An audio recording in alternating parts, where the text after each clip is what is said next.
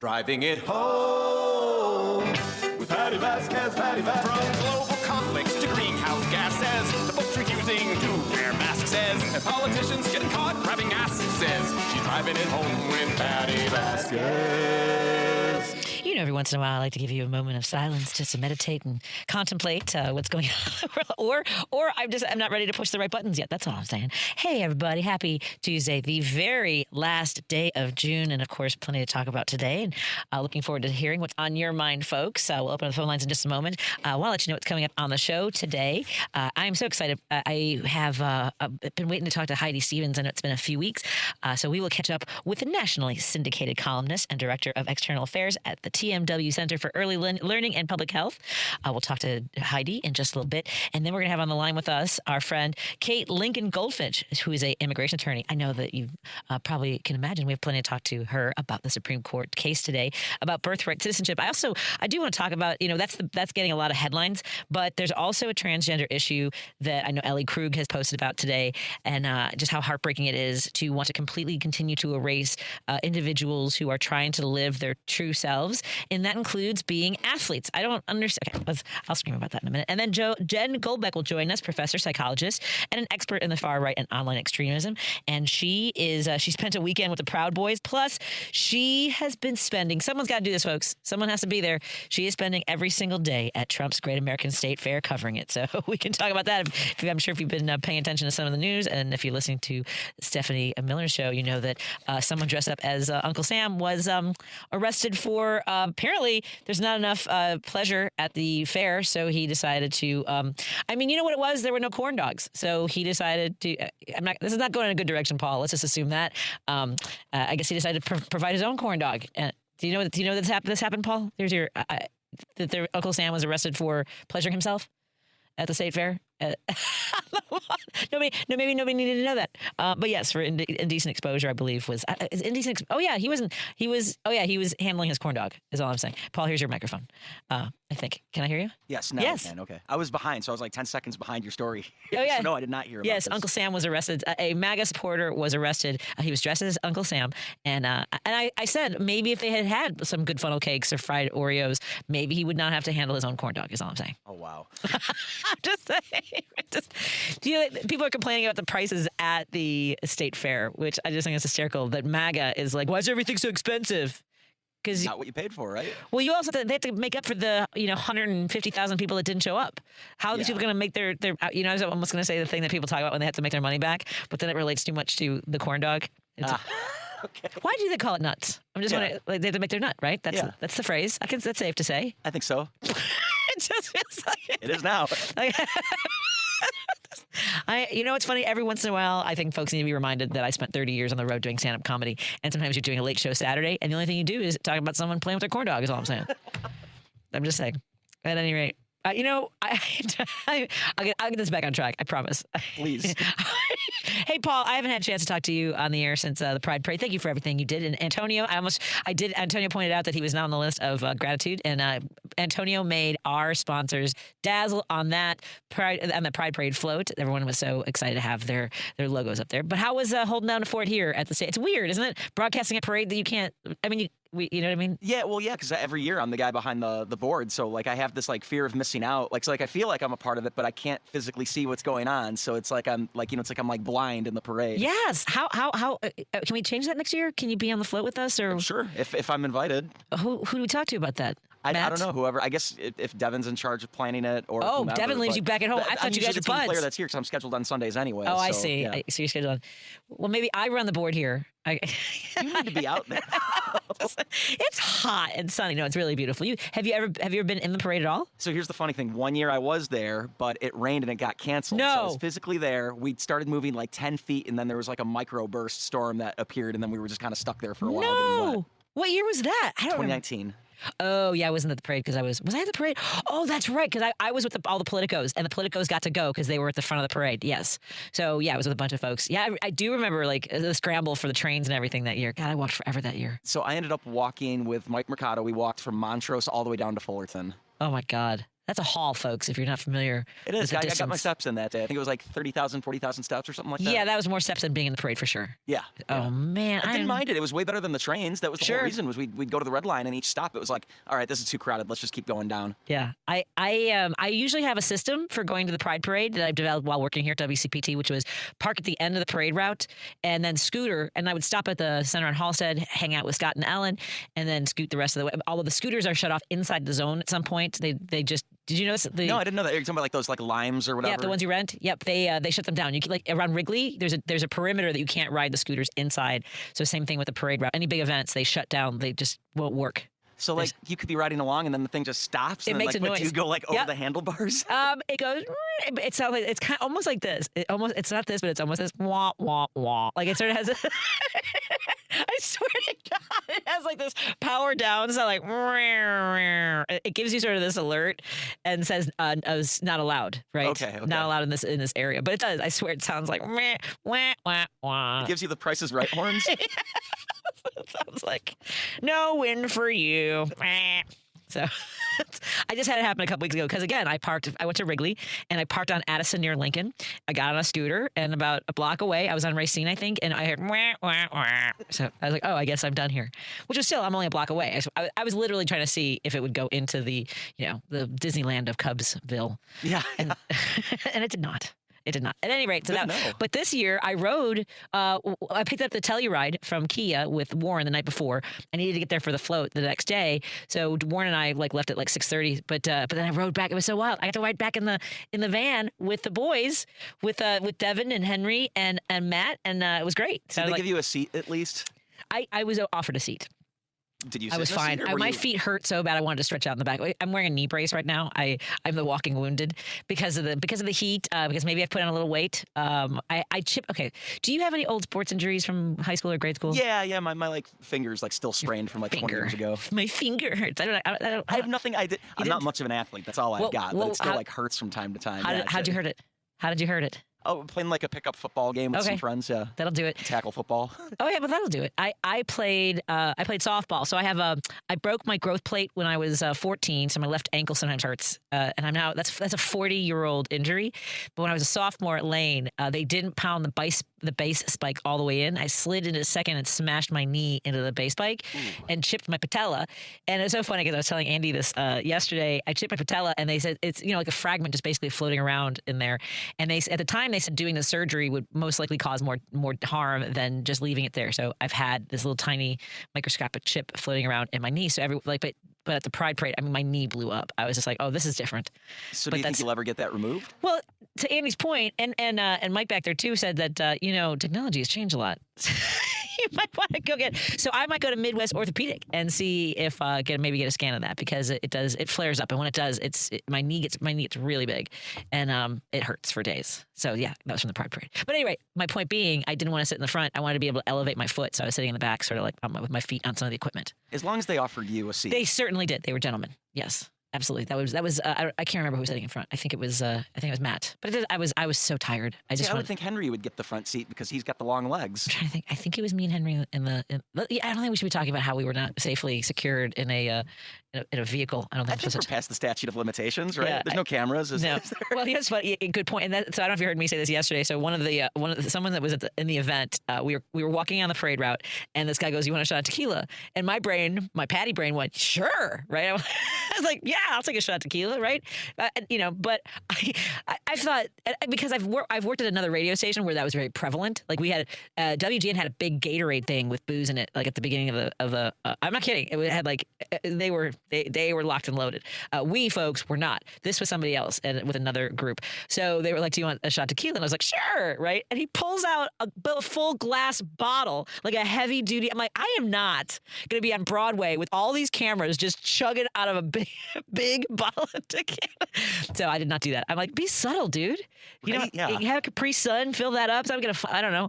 But it's funny because at the end of the parade, the guy came up to me and he goes, "You were right not to do that. It was too hot and I'm not feeling great." And I was like, "Yeah, it's because you were chugging out of a bottle." Tequila on a hot day does not sound like a good time.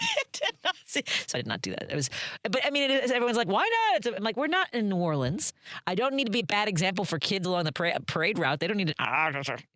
Now, if it'd been Casamigos, maybe. I don't know. But not Patron. I don't even know what it was. But someone was commenting on how it wasn't even a good tequila they were trying to give me a jug of. So, Okay. yeah, if you're going to come out with a full bottle of tequila, it better be the good stuff. Yeah. all Well, I'll the say. Patron is the only one I know that's like smooth though. It's smooth. Yeah, I agree with that. Yeah. I've stopped drinking tequila a while ago, but so that's why I was just like, sure, I haven't had some in a while. I'm going to tell this really quickly, but I was at Vaughn's yesterday, and I guess they have like a whiskey there called Teeling. Yeah, I've never they had do. it before, and Yes. I was going to get Jameson, and they're like, "Oh, you should try Teeling," and I tried it. It was so smooth, I couldn't believe it. Someone, one of our guests. Oh, I gave you one of the hats from the Railroad Signalman Union. Thank you, by the way. Yeah, of course. What I took home, I'll be honest, I'll bring it back and give you a sip. I'll give you. We'll tip some back because he also brought me rocks glasses, so I can bring it back and after a shift one night. Should I even talk about this here? Well, obviously we'll be clocked out. Come and off stop the by my premises. front porch, and so he bought me Patty's whiskey. Here, let me see what Jim thinks about Patty's. PADDYs. Jim, have you ever had Patty's? Whiskey? Yes. Yes, of course. It's of course it's really good. I was just telling Paul that one of my guests brought me a bottle of that and it was really good. Anyway, Paul, I'll bring you. We'll sip some of that. Oh, he's coming in. He's coming in to talk about the whiskey. How are you doing, Jim? All right. You know, talking about heat. I had a job in Arizona, and the first time I got stiff with Arizona, I'm like, when I woke up, I'm like, I got to get out of this town. This is too much for me. 100 degrees every day, coming from Chicago. Anyway, make a long story short, I got out of there pretty proud. I worked a couple of weeks and left town. It's too hot in Arizona. I agree. Yeah. Especially if you're drinking in this heat, it's insane. But there's a real good story with Mayor Johnson. He opened up a 44-bed intake place in the South Side where they take homeless people from the hospital where they have nowhere to go, and they stay there until they're convalesce. And then they have wraparound services. Oh, nice. That's great. Yes, a great story. And then, Patty, the wages are going up in Chicago. I think they're like $17.80 or something like that, approaching $20. And when I think, and then the candidates will talk about the budget. Well, please believe me, Patty, if you're down on your luck, you're not worried about a budget, Patty. You know what I mean? That's the last thing. Right. Don't suggest to me a budget once I broke. And that's been a really good question that people have had about people like, we're spending too much money. You're like, what are you going to cut? Tell me what you're going to cut.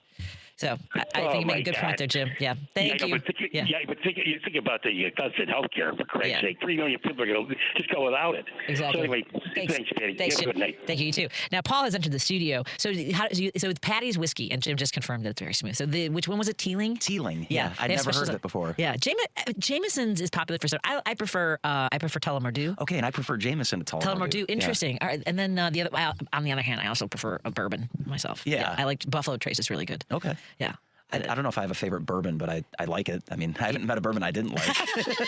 What is this? This swill. Have you ever seen the movie? Now my brain just completely imploded. I was going to say Tombstone, but it's not that one. Oh, Silverado. Okay. Silverado. It's a really good Western with Kevin Costner, Kevin Kline, Brian Dennehy, Okay. Linda. What's her name? She won an Academy Award for a different movie. Incredible cast. It's really good. Highly recommend it. And there's Danny Glover from Lethal Weapon movies, right? And he comes in and he's like, I haven't slept in a bed. I had a sip of whiskey and however long. And like by the time, like when I watch it as an adult, I'm like, I am so thirsty for whiskey right now. Yeah. I always love that in westerns. Have you ever seen this where they just take the whole bottle? Oh yeah. Just like chug it or like yeah. So how was Vaughn's yesterday? Were you watching soccer over there? Yeah, I just went for a quick drink over there. I think I watched what was the game that was on at this time yesterday? Oh, Paraguay and Germany. So Okay. I saw it was just getting into penalty kicks when I had to catch my train, but I was watching it on the train, and what a surprise that Germany's knocked out of the tournament That's already. wild. Okay, so who do you think tonight? Ecuador or Mexico? I think Mexico is going to pull it off just because of the home team. Yeah. So and I think it's in Mexico too. So I think they're in Mexico City tonight. So that would be a tough loss if they don't pull it off. But I think the fans show up no matter where the tournament's at. Right. So the fact that it's right in their home country, it's got to be a win for Mexico tonight. I kind of want Mexico to win the whole thing. I do too. That would be amazing. Yeah. I'm again, the social media aspect of this is incredible. With like, the Koreans, the South Koreans that were celebrating with the Mexicans. They're like, win it for us. Yeah. You're our brothers now. And of course, everyone's missing the Tartan Army now. Now there's all these videos of Scott inviting Boston to come visit. Like this whole, I bet you it's gonna be a whole tourism thing for Scotland. So I'm wondering because they've done like college football games over in like Ireland and Scotland. I'm wondering if like maybe they could get like Boston College and Notre Dame to play in like Scotland or Glasgow or something. I feel something happening. You've Yeah. got it. Scotland's my new favorite place, and I love Glasgow. I love Edinburgh too, but it's fantastic. All right, so what other games should we be watching? Today, I think right now we got France and Sweden are playing each other. I haven't seen an update. I think France was winning at halftime the last I saw. Was Ivory Coast playing today too? They did. They lost to Norway 2-1. Oh, okay. I think Norway got one in like the 89th minute or something like that, 88th minute. So to break the tie. Tonight is Mexico and Ecuador. Tomorrow is England versus Congo. I forgot what the middle game was, and then the night game is USA versus Bosnia. Oh boy. Yeah. How do you think the USA is going to do? I think they'll beat Bosnia. That's a winnable game. I don't know from there. I'd have to look at the bracket, but it'd be Belgium or Senegal. And if it's Belgium, then it would be a replay of the 2014 round of 16 game where the U.S. got knocked out by Belgium. I think they could beat any of those teams. It's just getting to the quarterfinal or the semifinal, I think, will be difficult for them. Yeah, I'm curious to see how it turns out. Also, did you catch any of Serena Williams coming back today? No, I didn't, but I heard is she doing like doubles with her sister? She was playing like solo. Okay. Oh, solo. Okay. I felt like the woman she was playing against, she was a redhead, kind of like, in comparison, like kind of small, and she looked super nervous. I mean, I don't know if it like maybe she plays nervous. Like, oh, I know we need to talk about the WNBA and this. What's her name with the finger with the pointing thing? Talking about Caitlin Clark? Well, no, the blonde, her teammate. Oh, no, okay, I don't know this. There's a whole thing on social media. I think her name is Sophie. She also played. She was a kicker on her high school football team. Like she is, and she's intense. Okay. But when Caitlin Clark was called with a technical foul, I believe the other player was not, and so Caitlin Clark's teammate was angry and was like doing this. And she's tall. Yeah. The ref. I mean, it's so funny how she's 6'1", so she's not like crazy tall, but the refs must be like 5'6". Okay. Right, because like these little guys are like trying to break, and so the other players are like trying to like point back at her. She just like walks around like with this face, and people are putting all kinds of music tracks to it and memeing it and everything. Oh, it's got tens of millions of views. It's been like in different forms and everything. It's fantastic. I'll have to check that out. Very funny, but I think her name is Sophie. She just keeps walking around like this, and everyone's like, "That's my new." People are gonna be. If you see someone doing this, have you seen it, Lady B? Sophie Cunningham. Sophie Cunningham. So I think I'm gonna be doing this from now. I'm just gonna, when I'm mad at somebody, because it's not vulgar, I'm just gonna walk into rooms and be like. But it's like the pointing down aspect, right? Like you're pointing down at them. I'm gonna walk into a room and be like. Mm-hmm. Does not say anything. I do need the high ponytail though. I feel like the high ponytail adds. She got really long hair. Okay. So that adds something to it. These girls are getting rough. Have you seen some of this? No, that's what I thought you were going to bring up because I saw the one woman that was like pushing down on Caitlin Clark's neck. Oh, she put her fist in her neck. Yeah. It looks like she made it look like she was like she was pushing with her fist on her shoulder and it slips into her neck. So she's got her fist in her neck. But I don't know. But anyway, and I think does it come out of that play where Sophie does this thing? I don't know if it was that day, but it's intense. But I feel like they're all playing like Scottie Pippen. Really, like there's one point where Sophie Cunningham takes her and like, did you see the one where she puts her arms over the player's shoulders as she's dribbling to the net and like basically tackles her from behind? Oh my goodness. I feel like they hopefully once they get more attention, like I feel like they're trying to bring us in with this sort of drama. Yeah. So is it like reverting back to like 80s, 90s NBA with like the Bad Boys Pistons? Like my husband was making the point, like the old hockey, like fights and losing teeth, and like you get people in the seats and then they're in. I don't know, it's something. But someone's gonna have to employ like the Jordan rules or whatever, where it was like just beat up on him as he's going to the basket. Yeah. And I'm trying to reach out to some folks about. I'll tell you off the air. Okay. Paul Shivari in the studio with us. Thank you so much for coming and sharing your thoughts. And we see you tomorrow. Yeah. Oh no, you won't. I'm not here until Friday. We'll see you on Friday. Yeah. Have a safe travel home. All right, more after this on WCPT at 20 Heartland Signal and KKNW 1150. Thank you to our sponsors, Prod Coffee Roasters. We'll talk about everybody in a moment. And Monaco Brewing Company's coming back tomorrow, I believe. More in a moment on WCPT and KKNW. WCPT 820, Chicago's progressive talk, where facts matter. If you're listening to this station right now, you've definitely heard my voice before. Hi, I'm Hawk. And I'm Pete. And we're with Source Solar, your local source for solar. Source Solar is Chicagoland's premier solar installer, providing solutions for over 1,000 homeowners and business owners across Illinois and Iowa. With over a decade of industry experience and deep roots here in Chicago, we have the expertise to help your transition to clean, renewable, resilient energy. We can guarantee that we save you money day one without any out-of-pocket cost to you. This means you have an instant ROI, instant payback, and can save money to add to your bottom line day one. At Source Solar, we source everything as local as possible, meaning we always carry the Made in USA sticker. Find us online at www.source.solar. Stop in our office at 5710 Northwest Highway or give us a call at 773-985-3992. And don't forget to ask for Hawk or Pete. Patti Vasquez is taking your calls now. All right, let's hit it.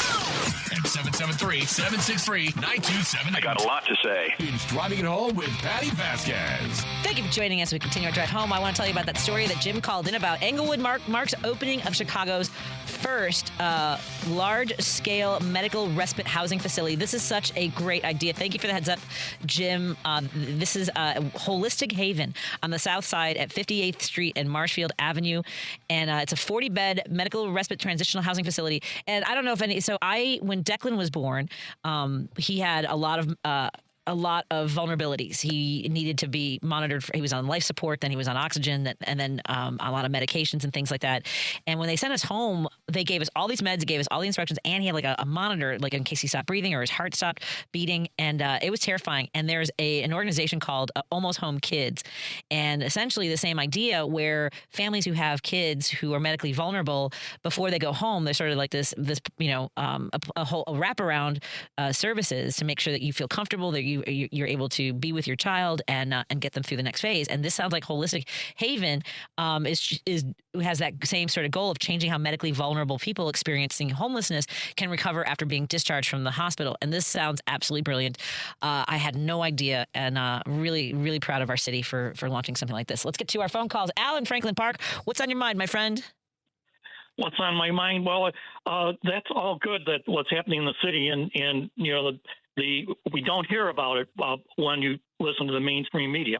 And I was going to talk a bit about immigration. I know you're going to have Kate Lincoln Goldfinch on today, and I was going to say how much our immigration system has changed under Trump, and they've taken down many of the roadblocks to the things that could have been done.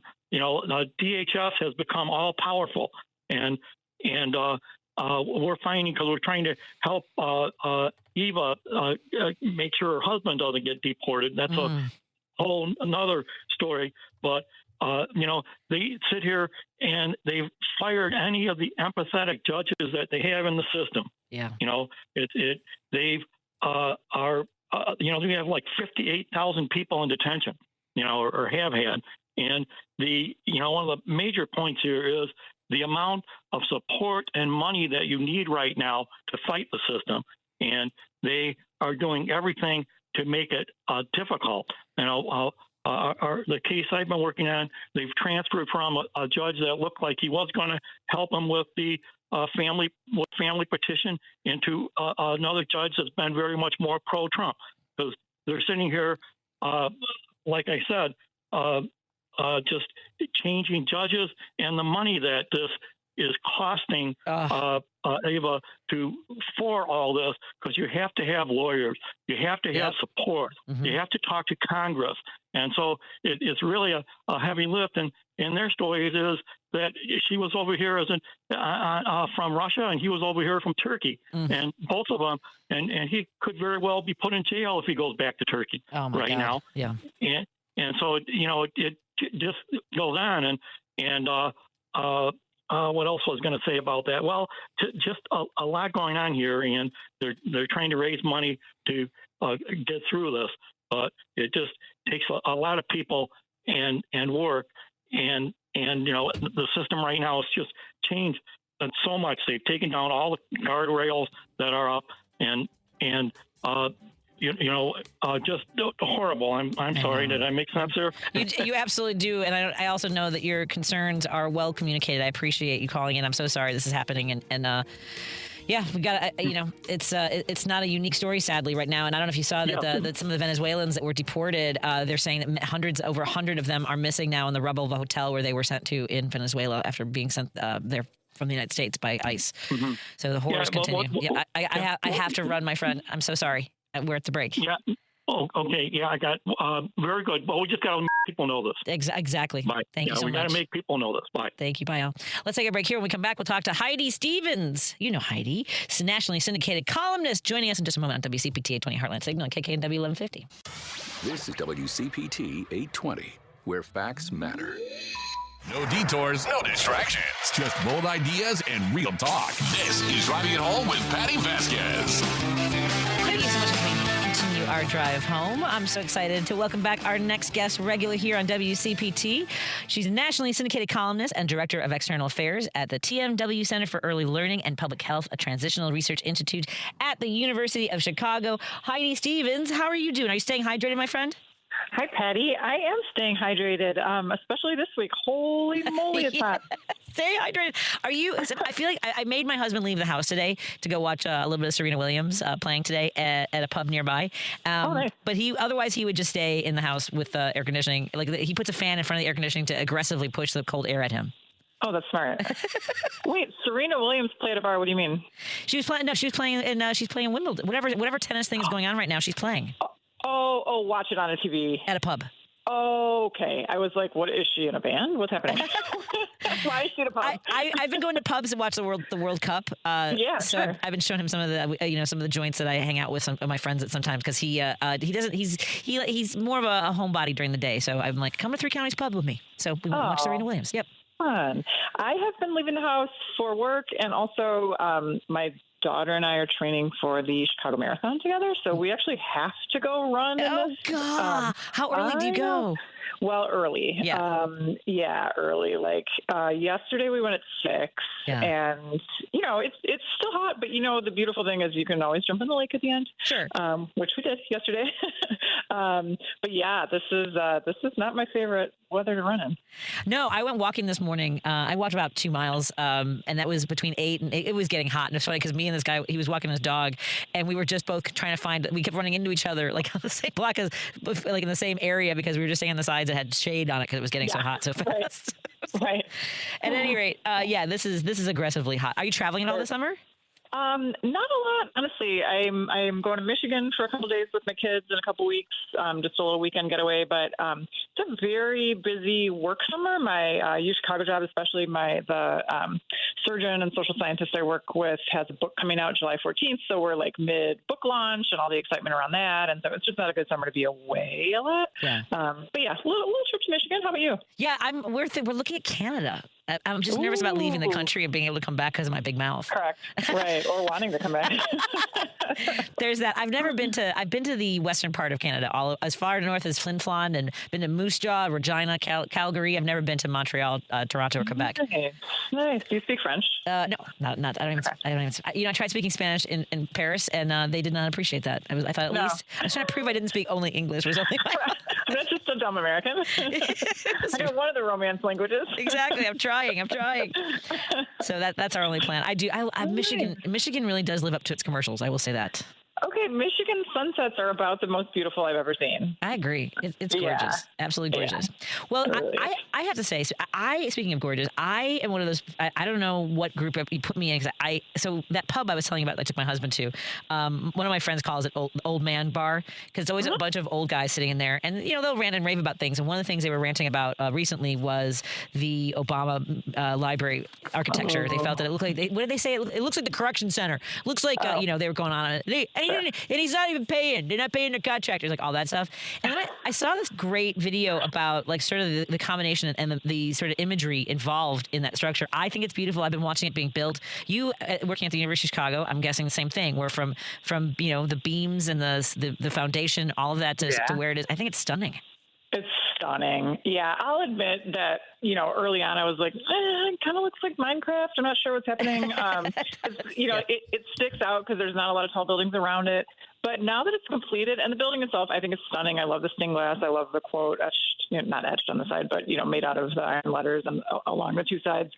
The grounds, though, Patty, are so beautiful, and they stretch real far south. Like, it's not just that building. It's that building and then another building and another building and another building, and it's parks and it's public art, and it's lovely. And I did have the chance to go last week with some University of Chicago colleagues for a talk that one of my colleagues was giving there. And we only went to the library part. It's the first presidential center that has a public library branch within it. I didn't realize that before, but you can go use that anytime you want. You can check out books. You can get on the internet if you don't have internet at home. You can study. You can do any of the things that you can do at a Chicago Public Library there. And even going in there gets you access to a whole bunch of the art, like this giant Nick Cave, kind of found art sculpture, and the portrait of the two of them, of Michelle and Barack, that was all over the news, like for the opening, and the Hope and Change lobby, and just like some really, really cool stuff. This sculpture of paying tribute to Harriet Tubman. So really, really beautiful artwork. And the building itself, when you're inside, it has, it just has a feel and a vibe to it that's very warm and welcoming, and not at all lined up, I don't think, with the criticism of the outer, the outer building that some people aren't liking. But I actually really like the outer building now that it's complete. I was kind of with the skeptics at the beginning, but now, and I've driven by it, on my way to and from work, almost every day for years now. I think the finished product is gorgeous. I agree. You're right. Minecraft is exactly the imagery of what it also kind of had like this, almost like a casket looking structure to it a little bit, the angles on it. And then when I saw the stained glass windows the first time, I was like, oh my God, it's gorgeous. And then the lettering, it's the intention of it is incredible. And you spoke to a nostalgia expert for your last week's column about the Obama Center. Talk to us a little bit about why this is hitting different right now. I mean, a lot of us know who are experiencing things in a human way, an empathetic way, understand why this is hitting different. But talk to us a little about that. Yeah, no, thanks for asking about that. I was watching the dedication ceremony on the 18th, the day before the opening on Juneteenth, and I loved both Michelle Obama's remarks and Barack Obama's remarks, and he said something in his speech that he touched on the night before at sort of a closed event that I saw an Instagram reel of. But essentially he said, I don't want you to walk through the center and feel nostalgic. I'm not a fan of nostalgia. I think nostalgia lets us off the hook. I don't want you to walk through here and think like, oh, the good old days, remember what we used to be. I want you to think about like what we can still be, right? And what we can become in the future. And nostalgia lets us off the hook to do any of those things.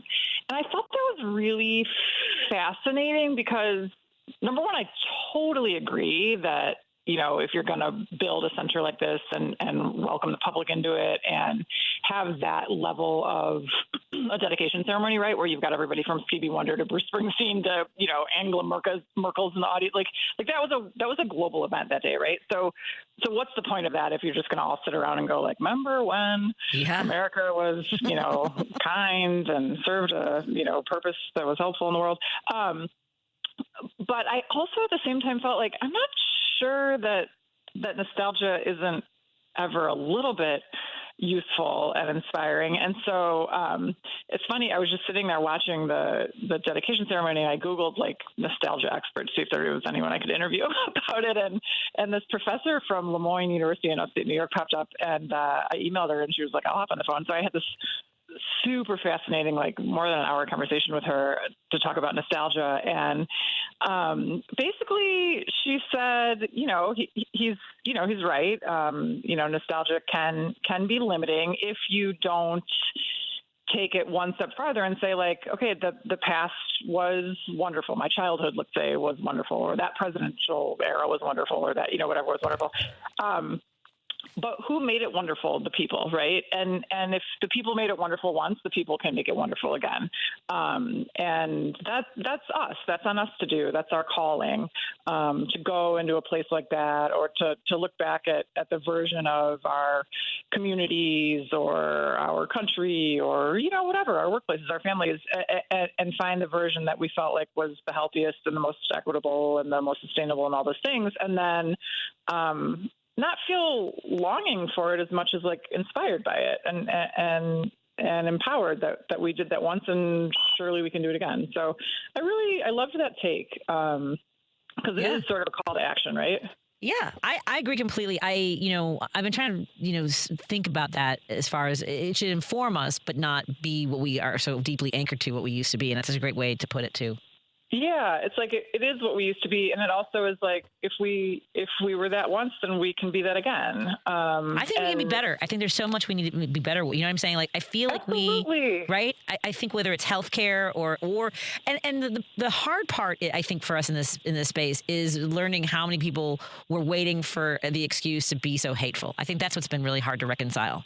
Right. I agree. Right. I agree. There used to be shame in being racist and homophobic and misogynistic, at least somewhat. I think, we knew it was there, but to this level is grotesque. It wasn't a brand, right? Yes. So, now it's almost like you can be like a hate influencer. Like, I mean, what is Megyn Kelly doing, right? There's no shame in it. There's no, it's not veiled. It's not sort of anonymous. it's just like I have a podcast and a platform, so I'm going to say these hateful things, and there will be an audience for them.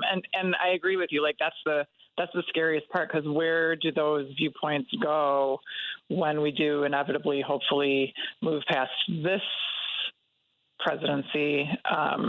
Folks who believe the rhetoric of the Megyn Kellys, that they're still among us. So how are we sort of moving forward together? Yeah, it's daunting. Yeah, it is. Well, and you have to have intestinal fortitude. Some of the people that we elect have to be driven to make the right, to not be so heavily influenced by the corporations, by being, the money I'm going to get if I don't get reelected. They have to get money out of, I think ultimately they have to get money out of politics. And I think that would, there has to be a sense of urgency for that. That'd be a good start. Yep, exactly. We're hanging out with Heidi Stevens. You have time for another segment? I do. Excellent. Yeah. Heidi Stevens, nationally syndicated columnist and director of external affairs at the TMW Center for Early Learning and Public Health, a transitional research institute at the University of Chicago. You can learn more by visiting tmwcenter.uchicago.edu and learn more about the work that they do there. More in a moment on WCPT 820 Heartland Signal and KKNW 1150 in Seattle. We're glad you're all here. And of course, tuning in maybe on our digital platforms like Facebook and YouTube. Please consider subscribing. And you can also catch all of our shows on podcasts wherever you download those, in particular, heartlandsignal.com. More in a moment. You're listening to WCPT 820 because facts matter. Are you kidding me? That was it? Do we not have any commercials? But I have to hit that the station ID. That was interesting. I don't think I've ever seen that. Hi, Heidi. Welcome back to the show. Oh, hi. Good thing I didn't go try to hydrate. I know. I was just thinking the same thing. Sometimes I go take a break. I stretch my legs. We're right back at it. Do you know? Have you ever been to Judy Maxwell's House Goods? I don't know what it's called, but it's like a gift store. Joan Cusack's little gift store in Old Town. No, I didn't know Joan Cusack had a gift store. Heidi. Oh my God! I'm so sorry. I never told you about this because I don't know if she'll be. I don't know if she's. So you could watch. It's on Wells. I believe it's called Judy Maxwell's. Yeah, Joan Cusack owns a really cute little shop in Old Town. And I went there when Griffin was going to high school. I stopped in there, and she was there just restocking the shelves, Heidi. Just tell. I can't believe you did. I'm sorry I never told you this. I'm going to go in and hope she's there so I can tell her how much I love Toy Story 5. That's why I brought it up. I heard that this is all her movie, basically, isn't it? It's Jesse's. 100%. It's Jesse's story. Jesse is the star for sure. Have you seen it? I have not. So tell us. I haven't seen. I haven't seen the fourth. Yeah, I haven't seen the. It's so sweet. I don't even think I saw 4. I'll be honest. I'm not like a oh my God, the new Toy Story is out. I just we were looking for something to do on Father's Day and we went and loved it. But It doesn't do the thing that sometimes those sequels do where they have to make a villain and it gets really complicated and there's a whole bunch of mean-spirited crap, and it didn't do any of that. It was just really kind and sweet and had this beautiful message about basically how much we all just want to matter, I think, which was lovely. And I mentioned earlier when you and I were talking about my colleague at UChicago has a book coming out next month in 2 weeks, and her book is called Human Raised: Nurturing Connection, Curiosity, and Lifelong Learning in the Age of AI. So it's about AI intersecting with early childhood specifically and what that could do to our attachment systems and our ability to relate on a human level and all sorts of stuff. So super, super interesting timing for me to be so heavily immersed in that book and then watch that movie and just sort of watch what's happened to childhood. Certainly that's, the crux of the movie, but also just human connections and our ability to put our darn devices down and talk to one another and relate to one another and learn from one another, even if we can't relate to one another, and all that stuff that just doesn't happen when we're, on apps. Yeah. Right. So I loved the sort of anti-tech message at the center of it, but sort of cautionary approach to tech at the center of it. But more than that, I loved the idea that we're really all here to feel like we made a difference and mattered to someone. And that's that's kind of Jessie's role in the movie, who's voiced by Joan Cusack. So I love knowing that about her little connection to Old Town. I didn't know that, but anybody who hasn't seen it, I would say go see it. It's lovely, and I didn't go with children. I wasn't. It doesn't have to be a kids movie. I was gutted. I think I saw it a few years ago where people do these stage photos with their graduating from college, and they line up the Toy Story toys, and then the kid in their robe sort of walking away with the toys, all sort of saying goodbye. Aww. And I'm sorry, I just got choked up because I saw one of those. My son just graduated from college, and Woody, he would go to bed every night. There's a snake in my boot, and to infinity. And both my boys loved Toy Story and still do. So it's funny because I saw the first one before I had kids, and so it was just sort of this charming. You sort of think of your own like it's so funny. We're talking about nostalgia and how we need to look forward, and I've heard from other parents that they've watched this Toy Story 5 with their kids and been like, "That's you, see, you need to get off your tablet," kind of thing, and the kids just kind of rolling their eyes. Do you think it will cut through for kids, or is it more for us to go, yeah, we need to interact more, or is it a little bit of both?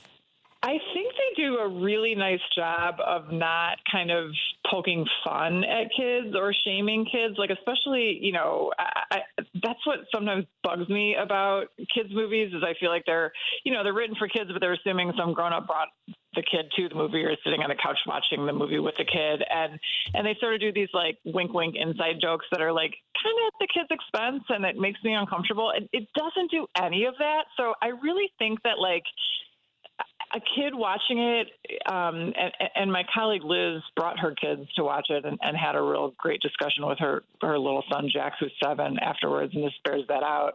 I think that kids watching it would feel like I do kind of have more fun with my friends when we're talking and making stuff up and building forts and knocking Legos down and digging in dirt and stuff than I do when we're playing like a game on a screen and they beat me and then they make fun of me. Like that actually isn't as fun now that I watch the two side by side compared to each other.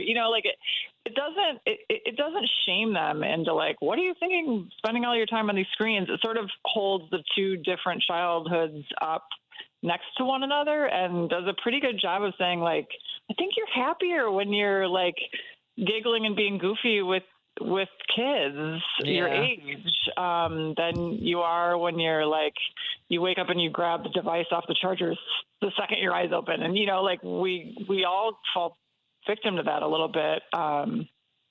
But I don't know that it's serving us. Right. And the movie does a nice job, I think, of even helping kids see, like, is that really the most fun way to spend your day? I'm not sure it is. And, like, it definitely isn't. Yeah, I've noticed more kids like around the ages of like 11, 12, 13 riding around in groups on their bikes. And I don't know why it makes me so freaking happy. Totally. Totally. Yes. Yeah, just get out in the world and like be surprised by something, right? And like, find something you don't know the answer to and then try to track down the answer to it or go on an adventure. Like all that stuff that, shouldn't have to be sort of scripted for kids. It should just be childhood. But when there's so many things competing for their time and attention now, I think it's worth like pushing them in the opposite direction of a phone and a tablet whenever you can. Well, I will definitely check out. I haven't been in the movie. I feel like I've been in the movie theater like once or twice since the pandemic because it's just the way things have worked out.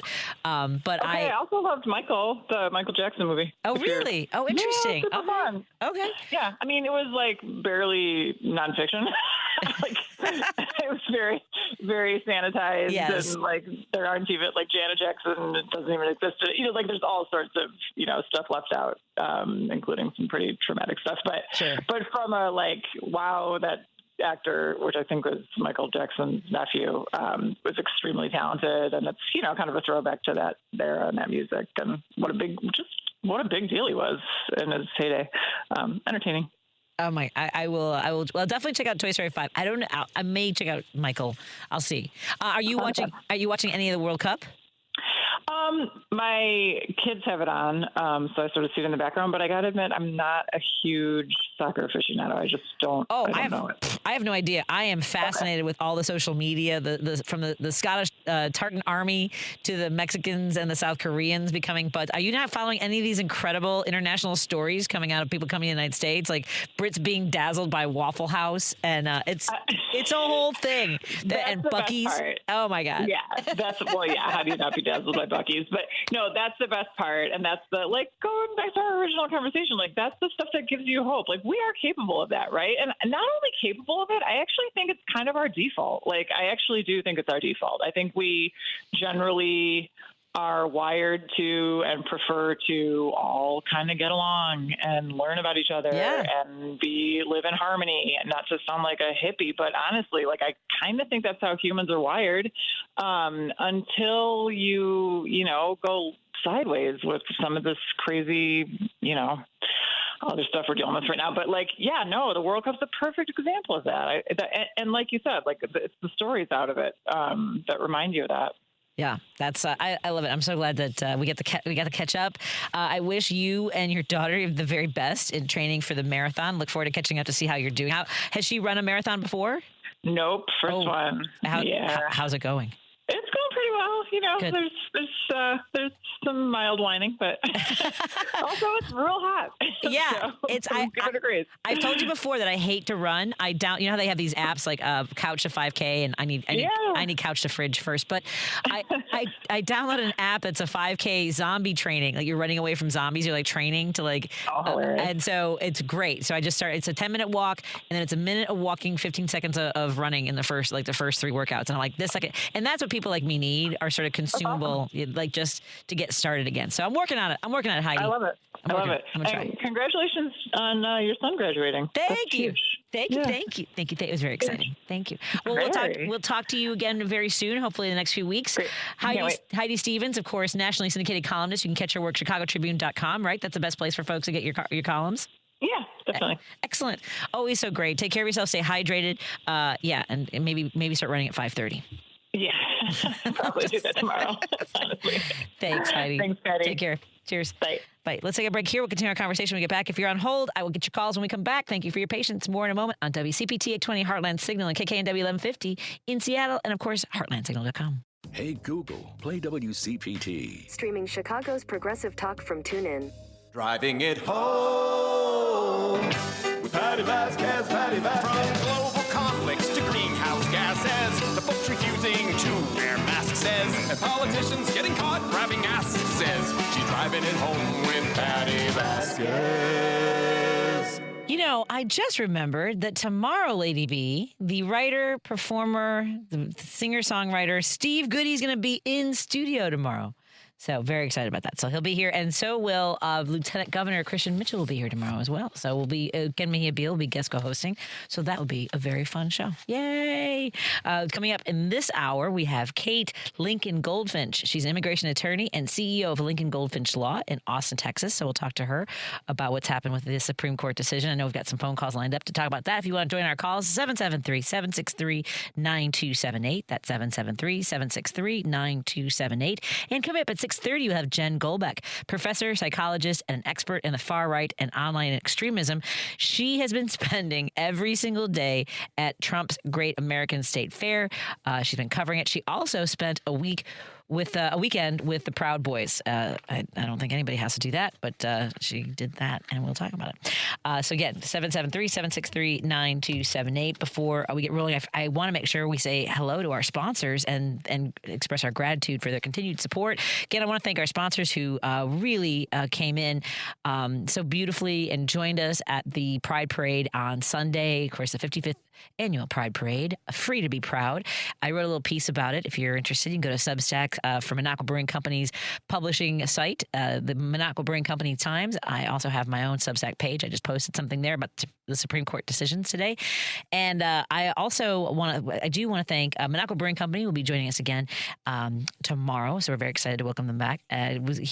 Kirk was running for governor briefly. So we wanted to make sure that we had all of our T's crossed and I's dotted before we began our sponsorship there. And we have been sponsored, of course, by Source Solar. Go to source.solar, make an appointment with Peter Sorellis. He's got a new relationship with the state of Illinois, Solar for All, and that'll help you with financing, and he'll walk you through the entire process of getting solar panels on your house and business. So please reach out at source.solar. So instead of like sourcesolar.com, it's source.solar. Source.solar, and Peter will walk you through the entire process. We also want to thank our friends at Pride Coffee Roasters for both being a continued sponsor and a sponsor of the Pride Parade Float for WCPT. PrideCoffeeRoasters.com. Patty and Jackie started out as hobbyists. They thought, let's just see if we can roast some coffee beans, see if we're any good at it, and they're amazing at it. Every single cup of coffee tastes like a love letter in a mug. Go to PrideCoffeeRoasters.com and order some online, or find out where they will be in your neck of the woods in the Chicagoland area for the next market. Of course, they are at the Jefferson Park Sunday Market, which is why we missed them at the Pride Parade, because they were working and making sure everybody had their caffeine and their coffee beans freshly roasted. They will be at the Jefferson Park Sunday Markets throughout the season, the 2nd and 4th Sundays with us. So thank you so much to Jackie and Patty for your sponsorship of the Driving It Home with Patti Vasquez show. I also want to thank our friends at Social Change. Thank you, Todd Belcourt, and all your amazing volunteers and the people who do the great work of making sure that people have what they need when it comes to housing, food, healthcare, making sure that those who have been incarcerated have a path forward when they are trying to establish their lives again after incarceration. And they are doing that work across the country. We also want to thank our friends at Berman Auto Group with Berman Kia and Berman Subaru. I saw Lady B watch that Telluride was pretty. That big truck, man, that was nice. So thank you so much to Berman. The folks that joined us to hand out all that great swag. They had the cutest sunglasses and backpacks. It was really cool to join them on the walk. Our friends at Illinois Veterans for Change, Replica Chicago, our friends at the American Foundation for Suicide Prevention. Really a great day to join everybody for the Pride Parade. And of course, Chicago Community Acupuncture. Thank you to Dr. Jason Bissell for your continued support. Today was an interesting day in the Supreme Court's decisions. I know Paul has been waiting to talk about the Supreme Court for over, I believe, 45 minutes. Paul, you want to talk about one of the stories that isn't getting as much coverage. What's on your mind, my friend? Right, about the case about transgender athletes. Yes. And not so much about the athletics, but this is what bugs me, because I've been trying to think about the fundamentals of why this is unjust. And it comes down to this. Okay, when a baby is born, why is a doctor's observation of the genitalia of this newborn sufficient qualification for that doctor to legally assign a gender to this person and file it with the state? Yep. I mean, yeah. I mean, is this just really a medical opinion? Do the doctors two things? First of all, is there anything else that we allow the state to assign to us that's for life? Right. And this is the doctor's medical opinion. And here's the other thing. I keep hearing these phrases like biological male and biological female. And I think because I have a biology degree, I think, well, that's not how biologists think of it. We think of things like phenotype, which is what does it look like, and genotype, which is what are the genetics. So when they say biological male, they start talking about the chromosomes. But that's not how the doctor assesses your gender when she looked and you were born and go, oh, that's like a little boy. They don't take a blood test and run a chromosomal screening on you. Right. So that's a fraud to begin with. And then we're assigned this gender that we're stuck, the states can stick us with this for life. To me, isn't that a violation of the family's right to privacy? I mean, what does this have to? Because there's no other time in your life after that the government can legitimately ask you what is your gender and your race, right? Yeah. Yeah. You can voluntarily offer. They can ask you, and you can volunteer it. But they're assigning this to you. This is crazy. And the same is with race. And so I don't understand why a birth certificate. In other words, what compelling interest does the state have in knowing what my gender is and my race? I mean, just my name, my parents, and our address. And that's all they need, because they want to sort people out. And that's a violation of the Constitution, to sort people out based on, and this is what the justices essentially were saying, Sotomayor and Kagan and Jackson, that's what they were saying, but the rest of them don't, is they think that it's okay for states to sort us out. And you take things like race. Why do they need to know that? One of the examples there is, I have a friend. Her name is Mary. She lives in California. She is Caucasian. Her parents are Caucasian. But she has, on her dad's side, Lebanese heritage, and on her mom's side, Sicilian. And when she goes in the summertime, if she wants to, she tries not to, but if she goes out in the sun for not very long, she gets ebony black, like unbelievable. I mean, it looks, and she can get like that really fast. Out in the sun, play out in the pool. By evening, you're like, wow, look how dark you got. And if she does it, all the time, she will get really dark. So people look at when she went to Greece about 15 years ago. She was outside all the time, and he said people were staring at her like, what kind of black person is that, right? She doesn't, and she looks exotic, and it's like, so, but this is an assumption people are making. She's white, and she considers herself white. But so why does any of this matter? So if you want to play, and here's the other thing, they're in terms of the sports, how come they're only upset about transgender males playing in girls' sports when I agree. I've always thought about this. Yes, go ahead. Yeah. 35 years at least since girls have been playing in boys' sports. I think that girl might have been Illinois or Michigan. With that pitcher, she was a pitcher. That's back in the 80s. And it's like, so they don't bother with that. But if a boy, this is so messed up. It is just. It is just Paul, why do you think excuse. Why do you think no lawyer has been able to successfully argue what you were saying as far as in order to, somebody has messaged that demographics are real, and I'm not sure if that's related to what you were saying as far as needing to know how many men and women, but I think back to what you said, that what you were assigned at birth is what we always talk about with what your driver's license has to say, what your has to reflect what your birth certificate but you're right, you're assigned that. Why is that legally allowed to be what defines you? Right, is what you were assigned visually. But why has no lawyer ever been able to successfully challenge that? I don't think they haven't thought of it. I think it's just this thing it's an anachronistic thing that we have done, is we assign you get your assignment. No one's complained in the past, but that doesn't make it a right. That doesn't mean it was okay. I mean, because there's obviously been essentially transgender people. They didn't just start happening. However they had to cope before, things have changed. See, and here's the thing. I don't understand exactly. But here's the thing, too, is that I thought about this, and we've talked about this years ago, and I remember thinking about this over a decade ago when it came to Roe v. Wade and the 13th Amendment, which abolished slavery and involuntary servitude, right? Which is that carrying a pregnancy forces a woman to perform involuntary bodily labor against our will if someone says that you must carry this pregnancy to term. And so those are two, your argument and this, I just have never understood why these have never been successfully argued. I wrote an article about it. I'll send it to you. I wrote an article about that about 5 or 6 years ago. That it's forced servitude to a fetus. Yeah, I mean, why has been given more rights, even though if they say fetal personhood, it's a person. Okay, then how come the First Amendment or Article 1, Section 2 requires that we count them? How come we're not counting them? And then if we're not counting them, why does the fetus have more rights than the mother who's carrying the fetus? Right. Yeah. Because you're right. If you're in both biologic and economic servitude, and believe me, the state will hold you to that if you have this child and you don't take care of that child for at least 18 years. They'll be there to take your child away, which is kind of weird. Yeah. But it's like exactly. I just think that lawyers haven't thought of this stuff, and it's just something that nobody wanted to pursue. And I just look at the Constitution and think, there's got to be a way here. There's no reason that the state. What is the compelling interest of the state knowing how many men and women there are for what reason, so they can figure out what?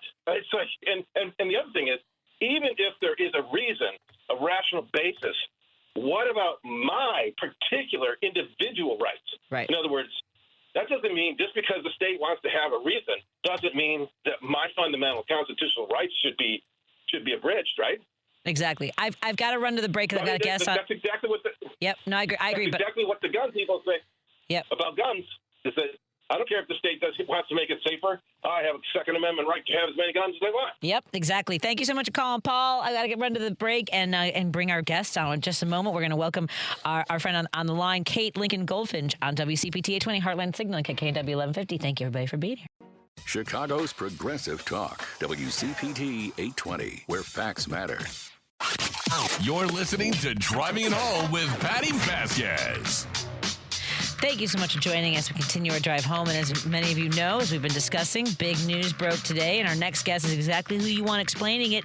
The Supreme Court just upheld birthright citizenship, killing Trump's executive order to strip from kids born here to undocumented parents. Kate Lincoln Goldfinch is an immigration attorney and CEO of Lincoln Goldfinch Law in Austin, Texas, ground zero for some of the most aggressive enforcement tactics in the country. She's watching this fight from the front lines in the courtroom and in her clients' kitchens. Kate, thank you so much and welcome to the show. How are you doing? Are you staying hydrated? Yeah, I got my water right here. It's been a long but happy day for once. Yes. Well, look, I'm the daughter of a Mexican immigrant. My mother came to the United States in 1968, and the whole idea. First of all, tell folks, because I feel like we hear it in the background. Tell folks the whole concept behind birthright citizenship. Yeah, I mean, we've had birthright citizenship since the 1800s. I mean, this was to correct the idea that children born of slaves were not U.S. citizens, the Dred Scott decision. So birthright citizenship was written into the 14th Amendment of the Constitution, and it says anyone born in this country and subject to the jurisdiction thereof is a U.S. citizen. And there has been some Supreme Court review of that. There was a decision in the late 1800s about a man born in the U.S. to Chinese parents. His name was Wong Kim Ark, and the Supreme Court reviewed the 14th Amendment in that case, and they said, you know what, this would create quite a mess for people of, parents of other nations if we were to do away with this. So let's keep it like it is, and we'll interpret the 14th Amendment the way that it is written.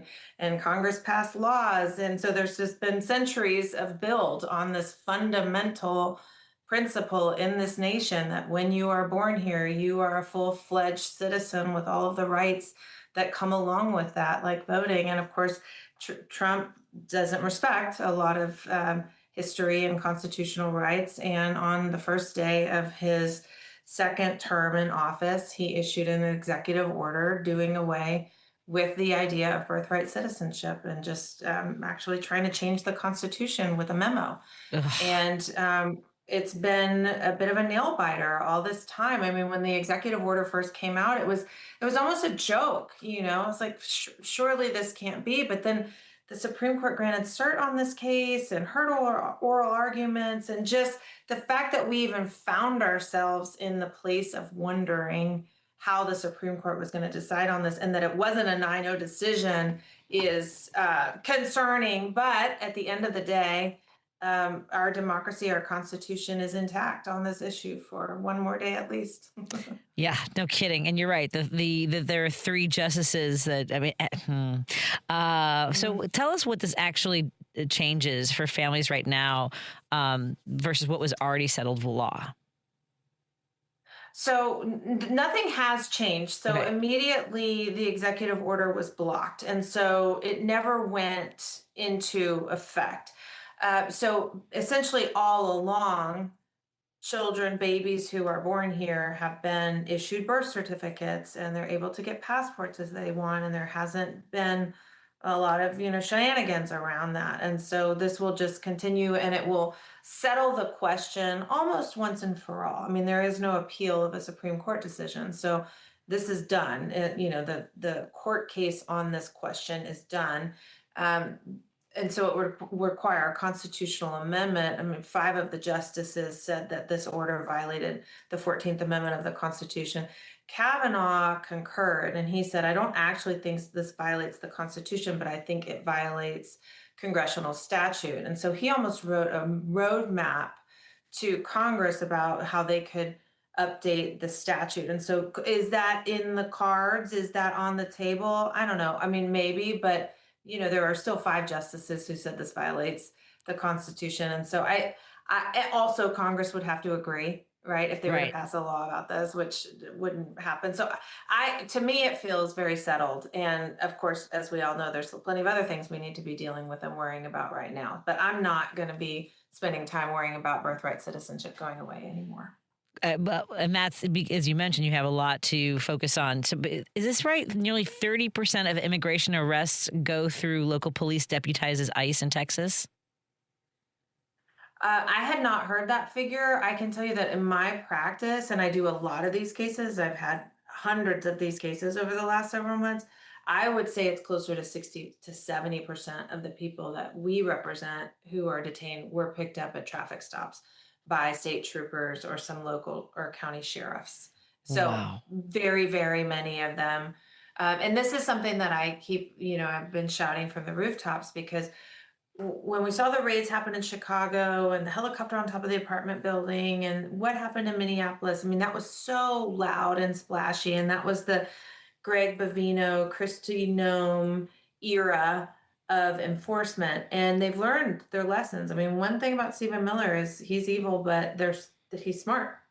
And now they've gone kind of underground, almost invisible in the enforcement, but they're detaining more people, separating more people from their kids. And the way that they're doing it is they're pulling people over in these pretextual traffic stops. We see, tinted windows, seatbelt violations, like license plate askew, and people will get pulled over. And I can tell you about 3 cases that I know about in Texas, people that I've actually talked to, whose children were left behind with the car or in the car. So they're pulling people over, taking them out of their cars, and in some cases leaving the children behind. I mean, it is abhorrent. Oh my God. What is happening, but it's silent because, you don't see some big raid with some flash grenade and, smoke and protests and all of this, but it's happening on such a large scale. And we all need to absolutely be as outraged now as we were about Alex Preddy. Absolutely. And I know that there were a lot of business owners in Texas, whether it was agriculture or construction, saying that it's hurting their businesses. And people who had voted for this were all of a sudden like, I can't keep my business going. Are you seeing a lot of that as well? Because people are afraid to go to work if they're 100%. Yeah. Yeah, I mean, this is impacting all sectors. And you look at the TPS cancellation for Haitians. Most of these 350,000 Haitians are working in healthcare, care for the elderly, home healthcare, the construction industry. Enforcement is down. I talk to people every single day who have had employees picked up, many of them in legal status, who are painters, worked in fencing, worked in construction, people who can't get their visas to come here.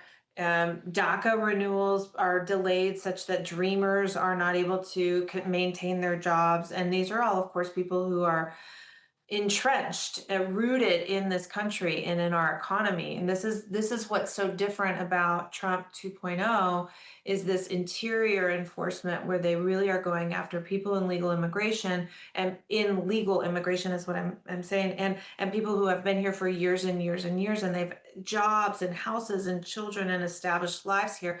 And we're not just talking about disruption at the border anymore. And it is really impacting our economy. And almost probably most people know someone who's been impacted at this point. And my fervent hope is that we will have free and fair elections in November, and that all of this will matter to us enough to get out and vote, because it's really critical. I just can't stomach the thought of it going in the same trajectory at the same pace that it has been over the last year and a half through the end of this term. Same. Without Congress stepping in. Yeah, I agree. For someone in our audience who has a family member or perhaps themselves who is undocumented, what's the single most useful thing they should know right now? Okay, the number one thing I want people to know right now is about expedited removal. And I say this word and people stop paying attention. My videos on expedited removal flop. But what I want people to know is that the DC appellate court, the circuit court over the DC federal court, just overturned a ruling from the lower federal court allowing what's called expanded expedited removal. What does that mean? That means that now DHS can deport anybody without a hearing, without due process, as long as that person can't prove that they've been here for longer than 2 years. And Proving it is undefined. How much time you have to prove it is undefined. And so that means every single person who is undocumented or in some process to become documented, who's been here longer than 2 years today, needs to collect all the evidence of your physical presence in this country, have it saved somewhere safe, and take pictures of every document so you have it on your phone and at the ready should you get picked up, because that's the only way you're going to be able to stop a fast track deportation. And this is brand new. This is as of, I think, maybe last Thursday. And so we haven't seen it go into action yet, but you're going to start to see people pulled over, picked up, and gone from this country within hours if they don't have this evidence on them. And I don't know if you, I'm guessing you've seen the story about how people who were sent to Venezuela, over 100 of them are now missing in the rubble of a hotel that collapsed in the earthquake. So I want to say this. I want to say this to you. Thank you so much for the work that you do. Thank you for working so hard for people who have last names like mine and look like my mother. And many others. So thank you so much. I hope you're taking care of yourself. I tell people to make sure you're staying hydrated. But I would really appreciate having the opportunity to talk to you again. But thank you so much. I know that this is your career, but it also strikes me of how passionate you are to make sure that people know their rights and you want them to do well and not be in this situation. So thank you. Thank you for having me on. I appreciate it. Absolutely. We'll talk to you again. Have a good night. Again, our guest was Kate Lincoln Goldfinch. She's the CEO of Lincoln Goldfinch Law in Austin, Texas. Thank you so much. We'll talk to you again. Be well. Let's take a break here. When we come back, we'll talk to Jen Goldbeck, professor, psychologist, and an expert in the far right and online extremism. More in a moment. WCPT, KKNW. Oh, hi, our friends on KTNF 950. I did not forget you in Minneapolis, St. Paul. I'm trying to get to see you guys soon, actually. Soon. I want to visit Matt McNeil. Because facts matter. You are listening to WCPT 820. Listening to this station right now, you've definitely heard my voice before. Hi, I'm Hawk. And I'm Pete. And we're with Source Solar, your local source for solar. Source Solar is Chicagoland's premier solar installer, providing solutions for over 1,000 homeowners and business owners across Illinois and Iowa. With over a decade of industry experience and deep roots here in Chicago, we have the expertise to help your transition to clean, renewable, resilient energy. We can guarantee that we save you money day one without any out-of-pocket cost to you. This means you have an instant ROI, instant payback, and can save money to add to your bottom line day one. At Source Solar, we source everything as local as possible, meaning we always carry the Made in USA sticker. Find us online at www.source.solar. Stop in our office at 5710 North Northwest Highway or give us a call at 773-985-3992. And don't forget to ask for Hawk or Pete. You're listening to Driving It Home with Patti Vasquez. Thank you so much for joining us. We continue our conversation here on WCPT 820 Heartland Signal, KKNW 1115 Seattle, and KTNF AM 950 Minneapolis, St. Paul, and of course, all of our friends tuning in digitally or perhaps on our podcast.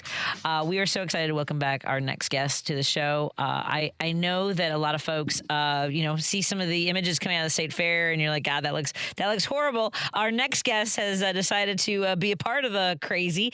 Our last guest has had a hell of a month. Jen Goldbeck is a professor, psychologist, and one of the country's leading researchers on far-right extremism and online radicalization. She has recently published a piece in Esquire about an entire weekend she spent embedded with the Proud Boys. Oh my God, okay.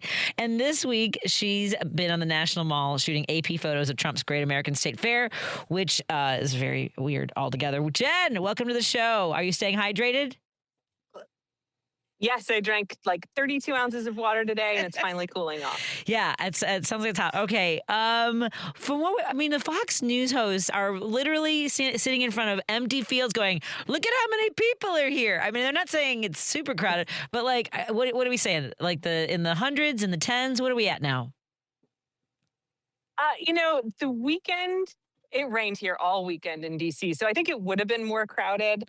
Now we're sort of leading up to the 4th, where you get this big influx of tourists for 4th of July week. There were maybe a couple thousand people there today, from what I can see, but it is a lot of vast emptiness at the Great American State Fair. One of the stories that caught my attention was producers of pickles. I think it's Mount Olive Pickles. They have decided to withdraw their products because there was a Confederate flag at the North Carolina booth. Did you hear about this? Yeah, so it's interesting if you've seen the pictures, what you see are these big grassy spaces and then these white pavilions on the side. They are vinyl printed to have architecture on it, stapled to scaffolding, and then it's basically tents. And each state has like 20 feet by 20 feet. And you can go in and see. And yeah, North Carolina, of somehow a Confederate flag made it into their displays, and there's reasonably a pretty substantial backlash to that. Yeah, I would think so.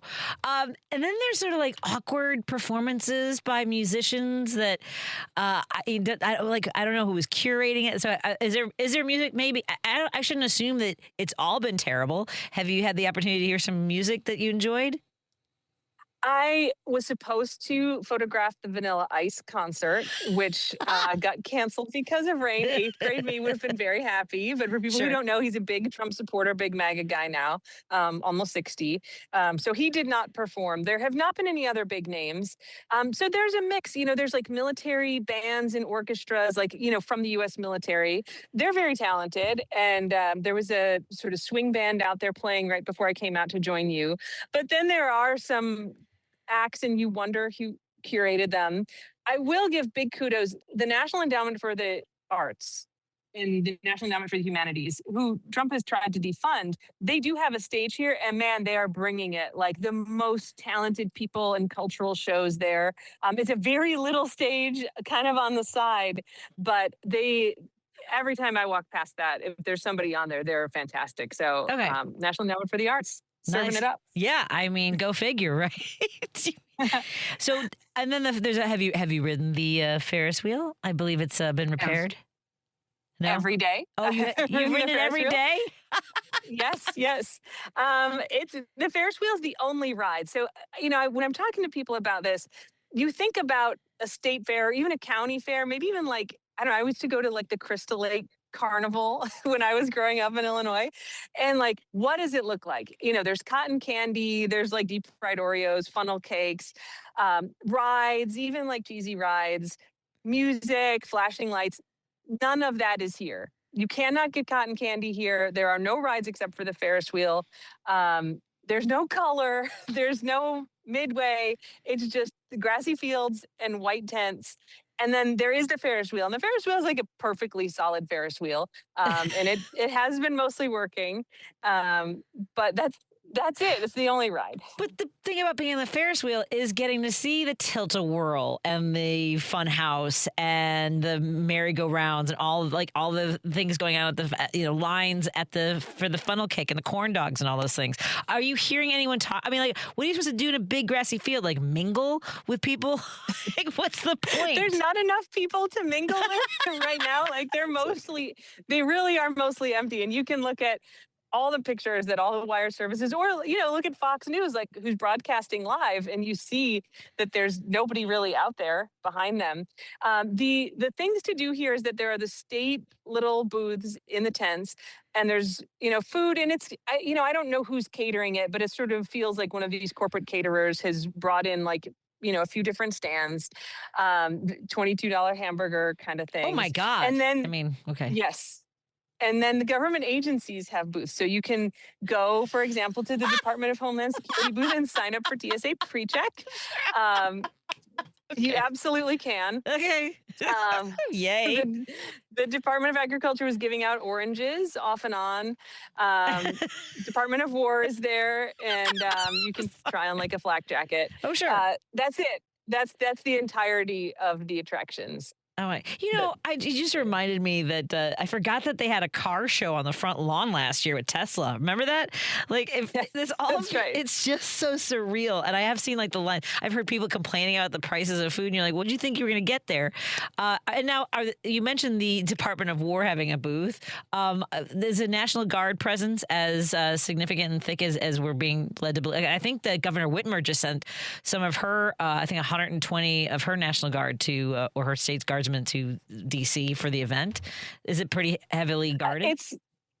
It's probably stronger than you think. Like, I'm sitting here right now just outside the fairgrounds, and I can see like an armored personnel carrier and probably 8 National Guardsmen. They're patrolling inside. They travel in groups of like 3 to 6. They're on most street corners, all of the metro stops. So it's a very strong military presence, not just like walking around, but like actually on patrol in the city and with inside doing security in the fairgrounds. Well, I mean, if there's more guardsmen than there are patrons of the fair, I mean, somebody's got to buy the $22 hamburger. I hope they're feeding them because none of them are from here. Right. I haven't seen any local. They're Louisiana and Texas and Wyoming and from all over the place. Yeah, I was wondering. I had just seen that story that Governor Whitmer was sending Michigan guardsmen. I wasn't sure why, if that was something that they were compelled to do. I have no idea how that unfolded. Have you been to the reflecting pool as well lately? Yes, I absolutely have. Right when this was last week, so it's right when they started arresting people who would reach in and then like draw smiley faces in the algae on the bottom. I hadn't heard that. Yes, Oh, how cute is that? Yeah, they were giving citations. People were writing little messages in the algae, and then the park police started arresting people for vandalism for doing that. So yes, you could see pieces of it kind of detaching from the bottom of the blue liner and peeling off. And there was a lot of algae. It's now fenced off, so you can't actually walk up to it. There's like a chain link fence around it that they say will be open by the weekend for the 4th of July. We'll see. I believe I saw a video where there was like this sort of voice of God, this like sort of 1980s, step away from the water. This area is being guarded. Like, yeah, basically like you'll be the shot. National Guard was there as well, guarding the reflecting pool. As I guess one should expect them to. I'm sure they're highly trained for algae control and scooping up, unfortunately, dead ducks, which has been, the ducks are really sad. That's very sad. We are talking to Jen Goldbeck. She is a professor, psychologist, and one of the country's leading researchers on far-right extremism. She's talking to us from the State Fair of America, the 250th. It looks packed. I mean, I have to tell you. I mean, the volume, the noise that's around you is the cacophony is just sort of deafening. She just published a piece in Esquire about an entire weekend she spent embedded with the Proud Boys. So when we come back, let's talk about that, and maybe water's not strong enough after a weekend like that. So we'll continue in a moment on WCPT 820 Heartland Signal, KKNW 1150 in Seattle, and KTNF AM 950 Minneapolis, St. Paul, and of course all of our friends tuning in digitally in whatever way you found a way to do that. In particular, heartlandsignal.com. Thank you. Because facts matter. You're listening to WCPT 820. The political beats. You're driving it home with Patti Vasquez, where progressive talk fuels the ride. Thank you so much for joining us. I want to give you a heads up about tomorrow's shows. Tomorrow on Richard Chu's show, Chu's Views, he'll have the last in a series of America at 250 conversations. This one focused on the First Amendment with guest Kevin Schultz, professor of history at UIC and author of Why Everyone Hates White Liberals, including White Liberals, a History. Jane Kirtley, professor of media ethics and law at the University of Minnesota and former executive director of the Reporters Committee for Freedom of the Press, and Gloria J. Brown Marshall, professor, writer, activist, playwright, and author of the new book, A Protest History of the United States. That's coming up tomorrow on Choose Views, 6 to 8 a.m. right here on WCPT. And on Jones Show, live, local, and progressive. She'll be taking your calls and talking to Bruce Rains, former CBS Los Angeles deputy bureau chief, and David Lehman, former Providence, Rhode Island news anchor, managing editor, and political commentator for RIPBS. That's Joan Esposito, 2 to 5 tomorrow on Live, Local, and Progressive. And we have a professor on the line, and we are talking about all the things that are happening in this country. She's written a piece. She's also written for Esquire. Was this an assignment to be embedded with the Proud Boys? Like, how does this come up? Is it your idea? Is it their idea? Well, tell me about this. This was my idea, and it took a little convincing to find a place that would take it, but I had written for Esquire before, and so brought it to them. Part of my research practice, as you've said, I study the far right and online radicalization and extremism, and I am really interested in what happens if we go talk to these people in person, because it's one thing like what they write online and also the really high profile stuff that we see. So in 2024, I went to all these Trump rallies and talked to MAGA people, and the Proud Boys have this sort of mythical reputation, and so I just emailed all the chapters. They have email addresses, and I was like, hey, I'm a lefty, we don't agree on politics, but I would love to come talk to you. And I guess they have a group chat and they agreed not to talk to me. But one chapter president was busy and he like literally missed the memo. And they were like, sure, we'll talk to you. So I spent like a year making them trust me. And I was like, look, I think I got to come visit. And they finally agreed. So in March, I went down to Wilmington, North Carolina. This is the Cape Fear chapter of the Proud Boys. And met with sort of their comms guy on a Friday and then went out to their clubhouse and gun range on a Saturday and spent the day with them out there. Okay. So this is, so you spend and when we say spend a weekend with them, so you're at the gun range. Do you, I mean, I've been at a gun range and I've fired weapons. Is this something you've done before? Yes. So I grew up with in a gun-loving household. My dad was a hunter, and so I'm very familiar with guns and still like do it as a hobby. And I think that's partially why they trusted me, because I was like, I can talk to you about this. Like, I know about this. And but this is an outdoor range that they built on property that they own kind of out in a swamp in North Carolina. Okay, when you say it was out in a swamp, it makes me feel like they made you put like a black bag over your head so you didn't know where the location was. Like, were you, was there a little bit? I thought there might actually be a bag involved based on the protocol, but there was not. Okay. But I was not allowed to bring any phones or any devices that could track my location. And like halfway out there, we kind of pulled into this like construction site down a dirt track, and their like tech guy brought these scanners out. I don't know how they worked, but he seemed smart. Okay. And made sure I didn't have any trackers. So I was not given the address. They drove me out there, and I wasn't allowed to track my location. Okay. So that. Okay. I'm just glad they didn't do like a cavity check is all I'm saying. So I'm glad that it was just okay. Okay. So, what's the difference between, so you said that we have this sort of like mystified idea of them. How did it jibe with what we might think or what you previously had thought about the Proud Boys? We see all of their activism, right? We see them on the streets. There were brawls at Black Lives Matter rallies in 2020 between the Proud Boys and people protesting. A bunch of them got arrested at January 6th, including Enrique Tarrio, who was the chairman of the Proud Boys, which were a unified group. There's been some internal politics since then. He got a seditious conspiracy charge along with a number of other Proud Boys at January 6th. So we know about this.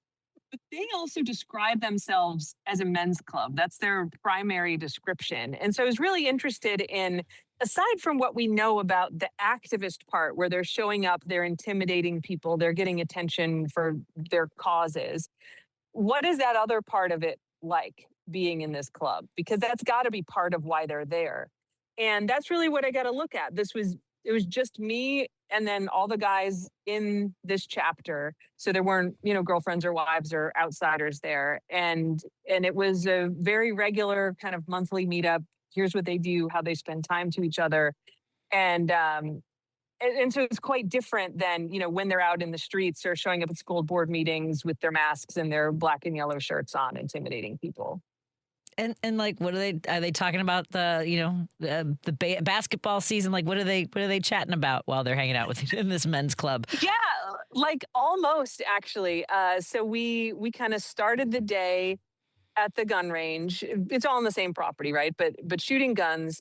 And one of the members, the tech guy, actually, he was talking about this touring Edgar Allan Poe speakeasy thing, which I had gone to when it came through my town. And it was, like kids, I think, these are young adults, but probably were theater kids in high school, reciting Edgar Allan Poe poems and stories, and they'd like make you little cocktails. And he was like, oh, it was so good. It was so fun. That girl who could sing did a great job. They were talking about like the price of concert tickets and raising their kids. Like, it was this very, like what you'd expect from any group of, like kind of conservative guys in North Carolina hanging out. The thing that surprised me is that they've got this very specific view of masculinity, right? Think of Pete Hegseth, think of, everything the administration's kind of pushing. I expected them to be, have this kind of frat boy cruelty to their interactions, but they had these like really warm, supportive friendships, like not at all what I was expecting. And I can see the attraction of that part of the group, right? That like, these are guys They put their phones away. They commit to hanging out every weekend. They go spend time with each other, shoot some guns, like they do a little potluck dinner, maybe have a beer, go home by like 9 or 10 p.m. And I was like, I would love to do this with my friends. I should do this with my friends, whatever my version of that is. So that was really interesting that on their inside part, there's this very warm supportiveness to each other, where facing outward, they're getting trans girls banned from school sports and intimidating people going to drag shows and storming the Capitol on January 6th, right? As a hobby, yeah. Yeah. Those are the weekends you're not there. I mean, do any of those topics come up while you were there? Or, I mean, do you think that they were being guarded with what they shared with you? No, I think they were very open with me. I called them on all of these things, asking them, they spoke with a lot of emotion about people calling them fascists or Nazis. And I'm like, okay, but like you intimidate people as part of your effectiveness, right? That's why you're effective. If you didn't intimidate people, if they weren't scared of you, no one would pay attention to you and you wouldn't get anything done. And they didn't really know how to reconcile those two things. So we did talk about all of it. And I think they were very open with me. A thing that was very interesting about it is that they engaged with me in really good faith. Like they answered my questions. I didn't talk a lot about my politics, but they knew it. And even some of them, like I still text with, where I'll be like, hey, they put up this golden statue of Donald Trump in Florida. What do you think about that? And I'm not going to convince them. I just want to know, like, honestly, what do they think about it? And they'll give me an honest answer, which is a thing that I think, under Trump kind of politics has been really hard conversation to have. We're not meeting our minds anywhere, but it's nice to, and they'll come to me with like liberal things. They're like, what do you think about this liberal thing? And I'll be like, oh, this is what I think. And I think they feel safe that they can check in and I'm not going to call them on it and vice versa. So it's this weird kind of, like it's not a regular friendship, but this weird kind of conversation that we're able to have, right? That's opened up. You don't have to explain. I have, I don't know how much I should share with my audience, but I mean, I live in a neighborhood. I grew up in the neighborhood where I broadcast from. We are, it's a fairly conservative area. 52% voted for Trump. It's a lot of first responders.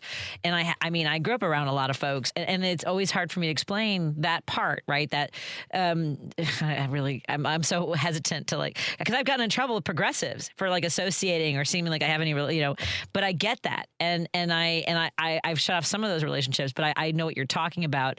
And it's hard because you're just so close to being a decent human being I could actually hang out with more often if it wasn't for your racism, your sexism, your homophobia, your trans hatred. And so to hear you say like their feelings get hurt when we call them fascists, when the president told them to stand down and stand by, basically sounded like when, be ready for me, which sounded like kind of like it was January 6th. So, yeah. It's complicated. Yeah, when Trump said that, it was a huge recruiting thing. They got a ton of people joining the Proud Boys after he said that. Was the point. So they benefited from it. They liked it, and so it's interesting where I have to remind myself, because I read the Telegram. I know the guys who write their Telegram channel now, and they'll post this like terribly sexist stuff or racist stuff. And I was like, that's right. We are not actually friends, because if you were my friend, you wouldn't say this thing about all women being dumb. But we can have a conversation. And, there's a lot of progressives, especially in Wilmington, who were very upset with me about this article. And I totally understand why, because a lot of them have felt terrorized by the Proud Boys. It's a very active chapter.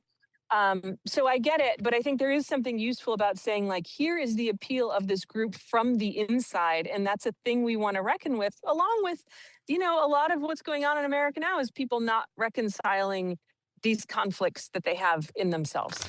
Well, Jen, I'm so grateful for the work that you do, and thank you for sharing these stories with us. Now, stay away from the $22 hamburgers. Go somewhere off the state fair and get a corn dog so you can scratch that itch. JenGolbeck.com. That's JGOLBECK. Jen Golbeck. Thank you, and we love having you on. Look forward to hearing what your next adventure is. And again, thank you for everything you do, my friend. Be safe. Thank you. Thank you. Bye. Bye. Have a great night, everybody. Love you, Lady B. Talk to you all tomorrow.